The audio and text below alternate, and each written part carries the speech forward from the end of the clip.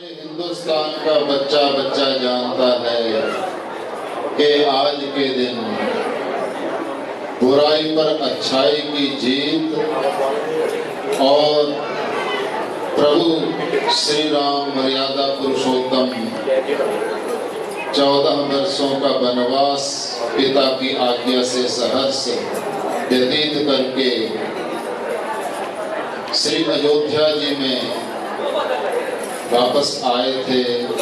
तो उनके आने की खुशी में अयोध्या वासियों ने ही नहीं अपितु पूरे धीरे धीरे विश्व में जो है ये दीपमालाएं की जाने लगी।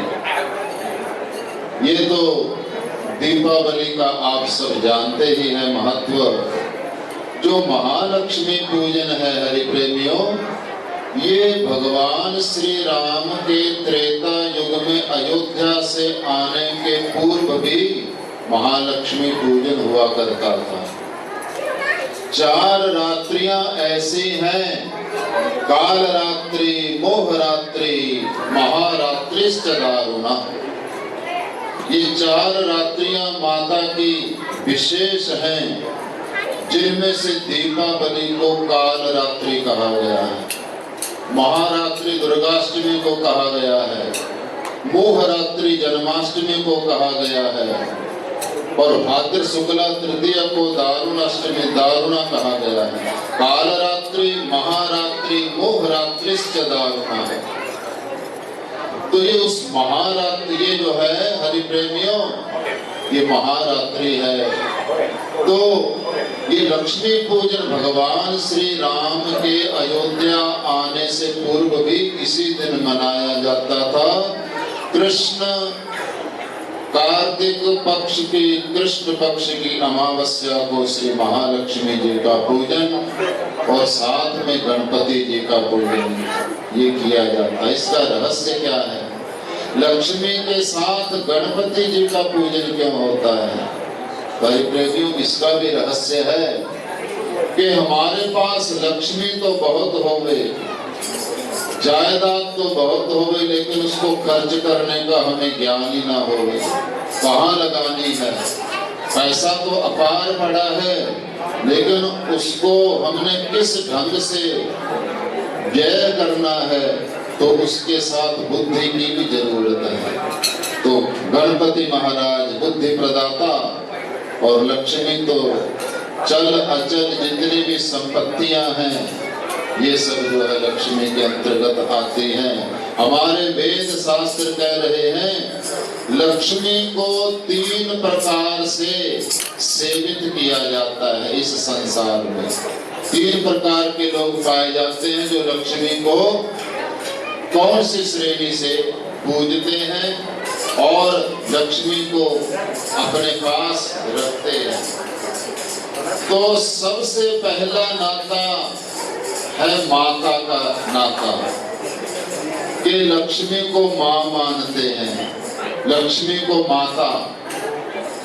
यह स्वरूप बहुत अच्छा है, लेकिन कहते माता अपने बच्चे का ही ख्याल रखती है, दूसरे का बच्चा वो इतना ध्यान नहीं देती जितना अपने बच्चे पे देती है।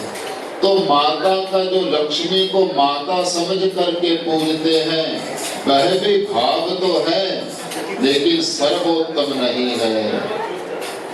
दूसरा नाता है लक्ष्मी पति। लक्ष्मी के पति बनना चाहते हैं। हाँ, हम करोड़पति हैं, हम अरबपति हैं, लखपति की तो आजकल कोई गिनती नहीं। तो करोड़पति अरबपति ये नहीं बनना चाहिए, क्योंकि लक्ष्मी के पति तो एक ही है, भगवान नारायण। तो ये जो लक्ष्मी पति है, पति बनने वाला जो भाव है, करोड़पति अरबपति बनना, यह भी उत्तम भाव नहीं है। तीसरा है लक्ष्मी माता को अपनी पुत्री की नाई पूजना, उसमें भाव रखना। तो बेटी का जो भाव रखना है वह उत्तम माना गया। कैसे?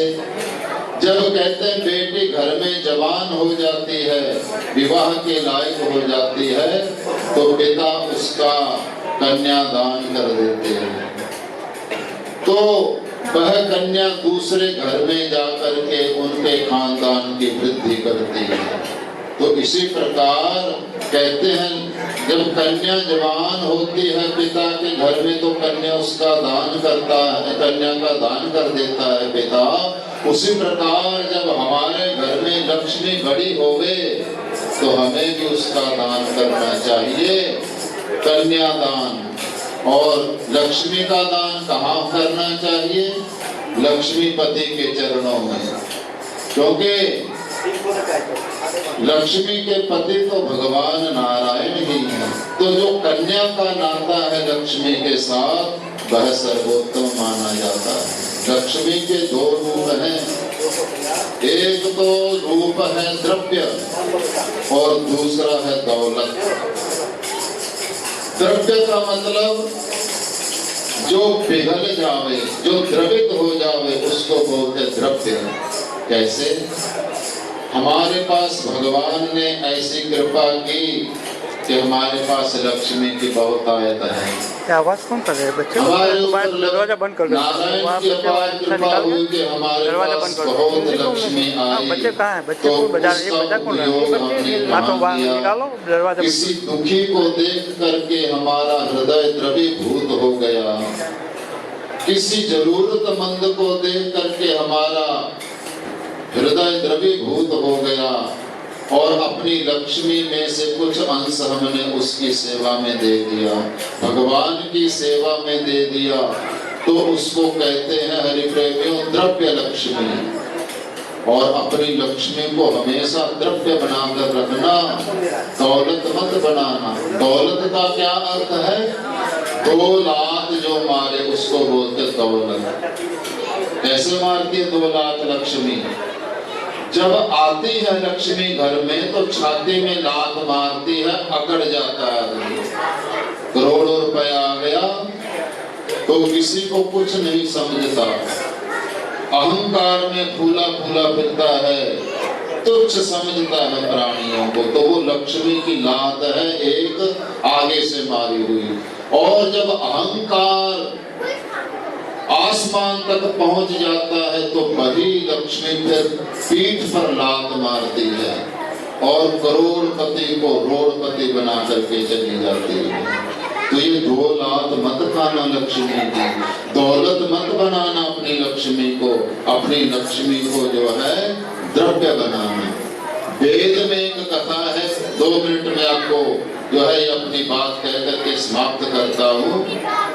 वेद में एक कथा आई बृहदारण्यकोपनिषद में।